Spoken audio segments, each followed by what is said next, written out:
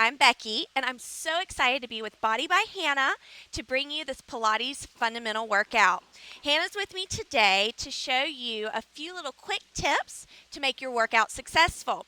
So, Pilates is really important with our breath, okay? So, we're going to start by putting our hands on our rib cage.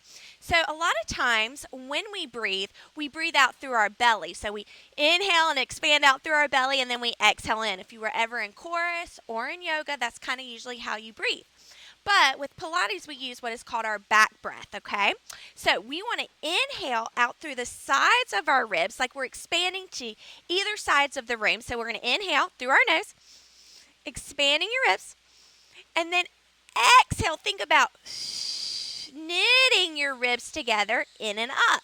So if you have a string attached to your belly button, it goes through your belly button and then exits through the top of your bra line, I would say, or the top of your ribs. So you're not going straight back, but you're thinking about lifting in and up. So on Hannah, if I was with you in your home, I would come and I'd place my hands on your ribs, and you inhale into your ribs. Good, pressing out, and then exhale. Think about cinching that internal corset as you exhale. Good. So it's kind of like a braced position, but once you're here, you can still breathe. So you don't hold your breath, you don't pass out on us, okay? So you do that a couple of times. Let's inhale one more time. Expanding the ribs, trying not to let the shoulders rise, and then exhale, draw that navel in and up.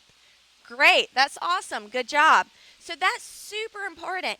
And like your breath, you can practice that in your car at the stoplight. That's kind of where I really learned how to do it, or at night laying in your bed, because your breath, it does take some time to tap into that. So no stress. Main thing is you keep moving because we don't want you to pass out. Next thing, it's our alignment that's super important. So we're going to stand up real quick because it's easier to show at first standing. So we all kind of have different ways we stand. Some people stand with their hips pressed forward, kind of chest back. They hang on their hip bones. Other people, myself included, I stand with my tushy out, my ribs flared. It's horrible. What we want to do is find neutral pelvis. So that's where we pull our ribs in.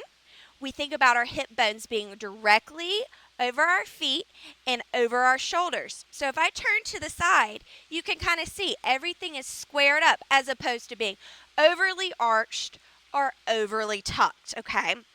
And we can practice that when we're moving through space in our everyday life, because then it takes pressure out of our low back and in our hips and in all our joints. So we really need to think about that, all right? So we're going to move down to the ground, and Hannah's going to lay on her back, knees bent, hands by her sides. And one of the best ways to help you find neutral pelvis is to take the heels of your hands and place them on your hip bones, okay?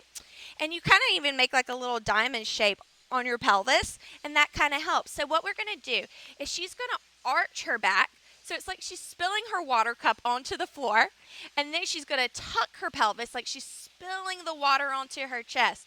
I use that kind of visionary cue on that. So we're going to rock back and forth between the two. So this is just a little pelvic tilt back and forth. And then she's kind of going to tighten up the movement and then see if she can find that neutral pelvis. So that's where her hip bones are leveled in space from hip to hip. So if you were to take a level and set it on those hip bones, that little air bubble would be right in the center.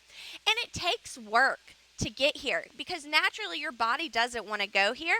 It wants to kind of relax down onto the mat, or it sometimes does want to arch. We never want to arch. That kind of puts us in a no safe zone, all right? And that puts strain on our lower lumbar. Tucked positions, sometimes we do go into that, but we don't go through life with the tucked pelvis. So we really want to train our bodies to go for that neutral position. Also, you have to fire your low abdominal muscles when you're doing this, okay? So I will cue that a couple times, a lot actually, probably through the workout, because we're so trained to tuck a lot when we do abdominal exercises. Last two little more things we're going to cover. It's tabletop. So I'm going to have Hannah just lay down. You can stay down. Hands by your sides. She is going to bring her left leg up to a 90-degree position. So this is where your knee is directly over your hip. Your femur is going straight down, all right? So many times When we're tired, we kind of go into this position.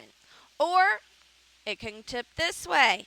What happens is it starts to put strain on our back if we go this way. This way it's a little easier, so sometimes if your hips start to hurt, you can't always tuck your knees in.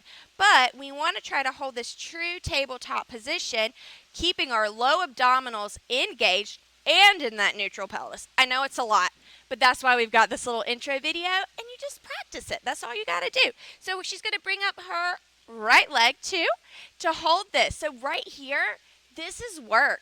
Do you feel this a little bit? Yeah. So if you're holding everything like you should be feeling your lower abdominals. So that is, you can just start with that if you really wanted to. All right, I'm going to have you relax your legs down.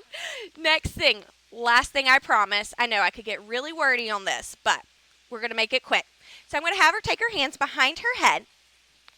And so a lot of times you hear, like when I do Pilates, oh, my neck hurts. All right, true. It happens, you do have to build those neck muscles. But one thing to help is that if you curl up properly. So I'm going to have Hannah start. She's going to be in her neutral pelvis. She's going to soften her ribs down. So she's going to inhale to start.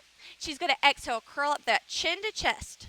So she's going to lengthen up. So she's lifting up her shoulder blades. Yeah, there you go. Sending her eye gaze in between her legs. And then she's going to lower back down. She did a great job. So what happens a lot of times is we hang back. Can you show the bad way to do it? Just kind of hang back, like almost like we're hovering our neck. Like that, yeah. Or we've still got our head lengthening out, but we're just kind of cranking on our neck. And then you start to have like the little veins in your neck pop out. And that is a no-go.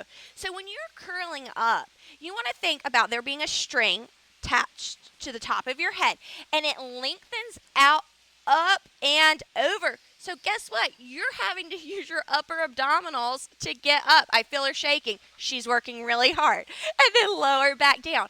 So if you ever start to feel this in your neck, always put your head down because we don't want to feel any strain whatsoever. So even if we're doing some workouts and we're doing some abdominal exercises and you get through half of them, great. And when your neck starts to hurt for the other half, put it down. Build up to it. Work up to this. So there's some things to help you be successful in your workout. So I want to thank Hannah for being a great partner in this. And I look forward to bringing you these next few workouts.